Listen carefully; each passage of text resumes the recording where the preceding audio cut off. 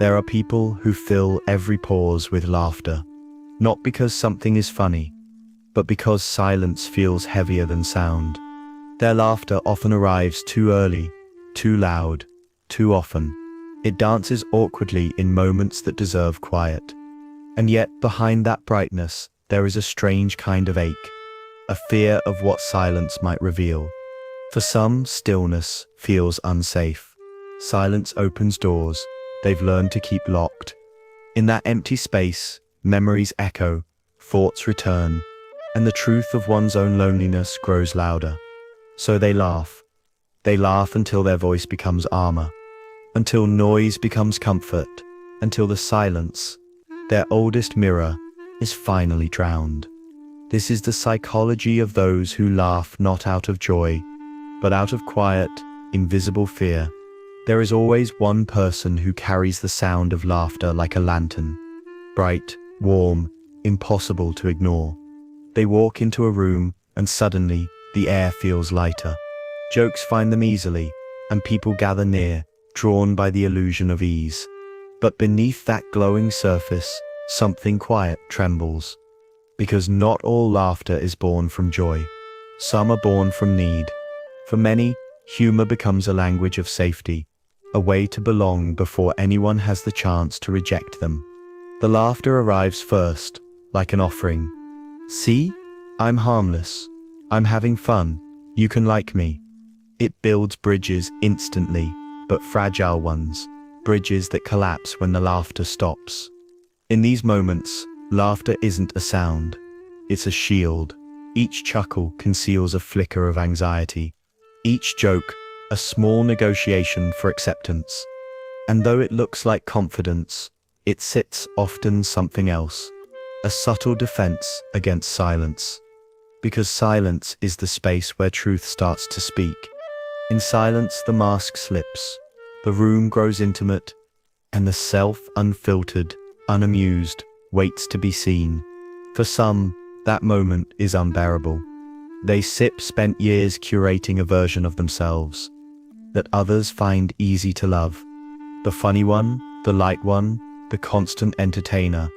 To let silence fall is to risk being seen beyond that role. And so, they laugh.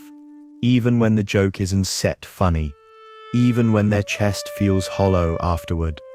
They laugh because laughter fills the room faster than truth does. The people around them smile back, unaware of the exchange. Unaware that the sound they sip for hearing is instead only amusement, but also avoidance. What looks like a connection is sometimes camouflage. This chapter, then, begins with a simple observation. The ones who laugh the loudest are often the ones who have learned the cost of silence too early. And so they trade it for sound, for company, for anything that keeps the quiet at bay. Long before the laughter became habit, there was a child learning how to survive in a room. Perhaps it was a house where voices rose without warning, where tension lingered like smoke in the air, a place where silence wasn't set calm, but the pause before something sharp was said. So the child learned to fill that pause, to speak first, to smile quickly, to diffuse the storm before it arrived. In many homes, humor becomes a form of diplomacy. A clever joke can turn anger into distraction. A laugh can make discomfort disappear, if only for a moment. And for a child who feels powerless, that ability to change the atmosphere with a sound feels like magic. So they practice it, over and over, until it becomes instinct.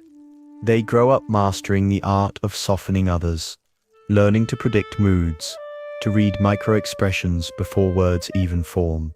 Every smile becomes a calculation. Every laugh, an offering of peace. But beneath this performance lies a quiet truth. Children who learn to protect others sip emotions too early, often forget how to protect their own. They begin to believe that silence equals danger. That stillness is the signal of something breaking. So, even as adults, they stay alert. If a conversation pauses, they rush to fill it. If someone looks distant, they try to entertain. Because the emptiness of quiet reminds them of every moment they once feared. Laughter then becomes a learned reflex, a conditioned response to uncertainty. It's not deceit. It's a memory, a whisper from childhood that says, keep the noise alive or something will go wrong. And in that noise, they feel safe. Even if it means losing a little honesty. Even if it means never learning what real silence could sound like. The kind that doesn't threaten, but soothes. This chapter ends where the pattern begins. A small child, giggling in the middle of chaos, believing that if they can make everyone laugh, they might finally make the world gentle again. Laughter is often seen as joy-sip's twin, but in truth, it sits more like a mirror, reflecting whatever emotion hides behind it. In psychology, this is known as emotional substitution, when one feeling steps in to cover another. It happens quietly, automatically. A person feels tension rising, the heart tightening, and instead of tears or silence, a smile appears. A laugh escapes. The nervous system chooses the easier sound. When the body laughs, it releases endorphins, chemicals designed to relieve pain and stress. In that instant, the mind rewards the behavior. Anxiety fades, just a little. The heart slows, the discomfort retreats. Biology sits, quick fix, a natural sedative disguised as humor. But repetition rewires the brain. The mind begins to associate laughter with control, with safety, with emotional survival. And slowly, what was once spontaneous becomes strategic. A subtle pattern forms. When emotions grow heavy, the mask lifts automatically. The joke lands before the truth does. Neuroscience explains this through avoidance conditioning. The brain learns to prevent distress by anticipating it. So when silence threatens to reveal vulnerability, the laughter acts as a circuit breaker, interrupting the signal of fear before it surfaces. From the outside, this looks like a charm. Inside, it sits regulation, a delicate choreography between fear and relief. Even therapists describe it as a kind of self-soothing, a way to manage overwhelming emotion, without directly confronting it. But what begins as protection can quietly become dependence. Because every time laughter replaces honesty, a deeper connection is delayed. And over time, this substitution builds a wall so thin that even the person behind it forgets which side they're on. They may smile while discussing heartbreak, laugh when describing pain, and feel the weight of silence as something dangerous, not sacred. This is the science of it. How the nervous system hides fear behind joy, and how the brain learns to confuse noise with safety. There comes a moment, often late at night, when the laughter runs out, when the house is quiet, and the echoes of the day fade into stillness. In that moment, something unfamiliar stirs. The self, stripped of its performance. Those who laugh to avoid silence often carry two selves. The outer one, bright, effortless, magnetic, and the inner one, tired, uncertain, waiting to be understood. The distance between them grows with every performance. In company, they are fluent in ease. But when the crowd dissolves, their chest tightens with a strange discomfort. A kind of loneliness that isn't about being alone, but about never being seen. It sits a war between connection and concealment. Every laugh brings others closer, but also pushes the truth further away. And that contradiction begins to ache. They want to be known, yet fear that the unguarded version of themselves might disappoint. They want silence, but silence feels like exposure. They crave peace, but peace requires presence, and presence means feeling. So, they continue to perform, not out of vanity, but habit. They smile while exhausted. They listen while suppressing tears. They fill the air with noise, hoping no one will notice the quiet breaking inside. Psychologists call this emotional dissonance, when one's outer expression doesn't match the inner state. It drains the mind like an invisible leak. Over time, the mask becomes heavy, and the laughter begins to sound unfamiliar, as if coming from someone else entirely. There sits also guilt in this cycle. Guilt for deceiving others, for being the happy one who sometimes isn't. But the truth is softer than that. This isn't sit deceit. It's set self-preservation. It sits the desperate attempt to keep belonging.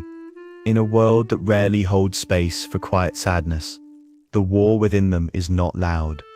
It sits fought in the smallest moments. A smile that lasts a second too long. A laugh that echoes into emptiness. And in that echo, a question lingers. What would happen if the silence stayed? There comes a day when the noise no longer works. The laughter feels heavier than it should, and the pauses it once concealed begin to return. At first, it's unsettling, like hearing a foreign language. But slowly the silence begins to speak. It doesn't arrive gently. It arrives with memories. The quiet brings back moments that were buried under jokes. The childhood fears, the loneliness, the times they laughed while wanting to cry. It speaks not in words, but sensations. A weight in the chest, a trembling in the throat. The very emotions once escaped begin to surface. And for a while, it feels like drowning. This is the moment many avoid their entire lives. Because silence is not empty. It sits full of everything we refuse to feel. But something subtle begins to change. Amid the discomfort, there sips clarity. The absence of sound allows the self to breathe. They start to notice things, the rhythm of their own heartbeat, the hum of the world when nothing needs to be said. It sets the sound of existing without performance. In psychology, this is the point of emotional exposure, when avoidance patterns collapse, and the nervous system relearns safety through stillness. The silence that once threatened becomes the space where integration begins. It sits not an instant transformation. It sits awkward, fragile.